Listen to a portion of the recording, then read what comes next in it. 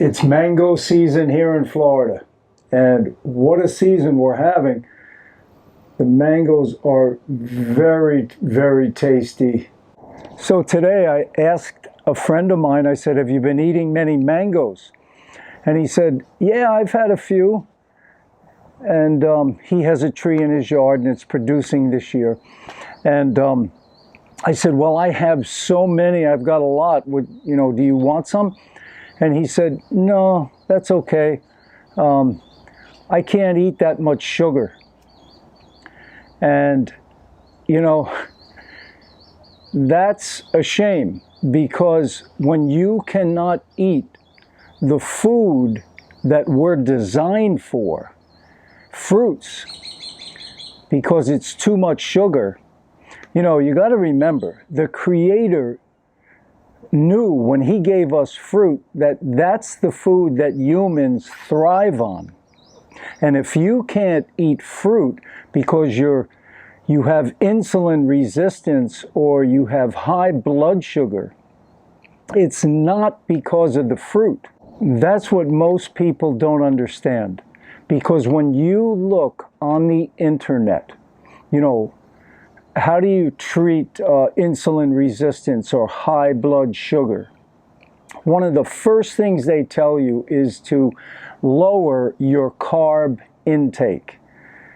I mean, that's the worst thing you could tell somebody to do. We're designed to live on carbohydrates. 80% of our calories should come from carbohydrates. So, what is the real cause? Remember, it's saturated fats. Now, saturated fats come in many forms. You've got them in meat, chicken, fish, dairy, loaded, eggs, loaded with saturated fats, okay? But you also have plant foods, avocados, nuts, seeds. They also have saturated fats. Now, that's why you have to be careful with both. The animal products you don't want at all. But if you're eating avocados, nuts, and seeds, you cannot overdo those foods. And most people are not even aware of how much fat they're actually eating. Now, I talk to people that are vegetarian, or they think, oh, I eat so healthy you wouldn't believe it. And I'll say, okay, tell me what you had to eat today. Oh, for breakfast I had just one egg, and then for lunch I had an avocado, and then for dinner, what did I have for dinner? I had some cheese. This is way too much fat. It's going to clog your system. It's going to cause all kinds of problems, because saturated fats are the cause of insulin resistance and high blood sugars.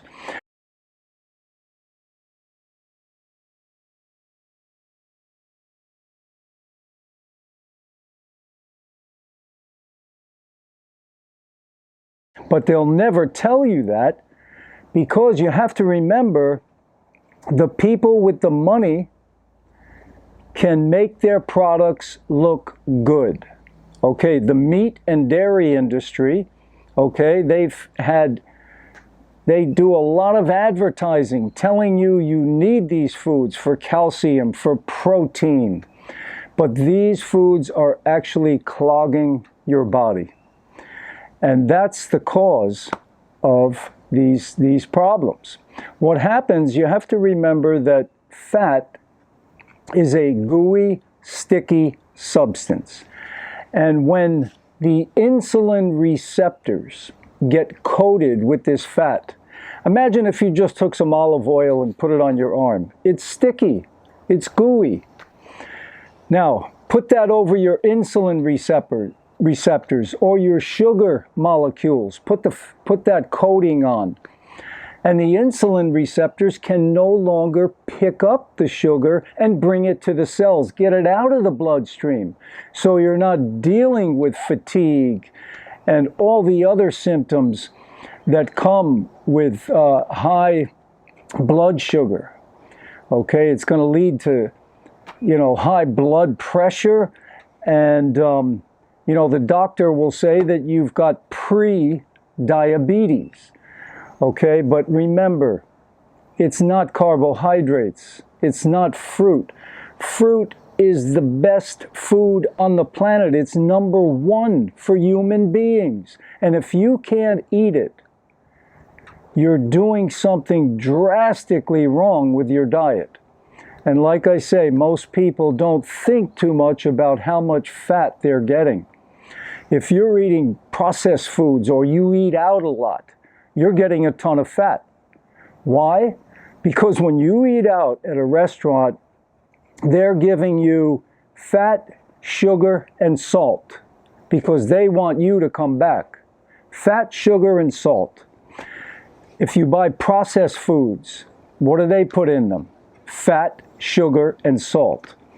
Okay, so you have to really start to eat cleaner, Be aware of what you're putting in your body more. That's the problem with high blood sugar and insulin resistance, not the fruit. The sugar in fruit is not the problem. So I hope everyone is getting the point here. I think I've pretty much beaten it into the ground. But, I feel like I have to keep telling this message because most people still don't get it. They don't get the fact that you have to be very cognizant of how much fat you're taking into your body. Now, for me, 1.5 ounces, a little handful of nuts, that's it. That's all I need for the day. Or half an avocado, or maybe a whole avocado if it's not that big of an avocado. That's it, But those are on separate days, not on the same day, okay? So be aware of that, and you're going to see that when you eat fruit, if you go to a low-fat diet, when you eat fruit, you are going to thrive. It's not going to give you all those horrible symptoms that high blood sugar gives you, like fatigue, nausea, vomiting, shortness of breath, dry mouth, stomach pain, increased thirst. Those are the symptoms of high blood sugar. So who wants to deal with that? Go low fat, go high carb. 80% of your diet, from 80% of your calories from fruits and vegetables. And you'll just get 10% of your diet from proteins and fats. But remember, proteins and fats are in all your fruits and vegetables, and they're more concentrated in your avocados, your nuts, and your seeds. So please give this video a like, give me a thumbs up. Any questions or comments, please post those below. I'm here to help you take your health up a notch. And I've been studying this now for about going on 14, well, actually I've been studying nutrition for decades, for, close to 40 years, but I didn't find veganism and a high carb diet until 13, 14 years ago. So I've got some experience and I know I can help you. All the best. Take care.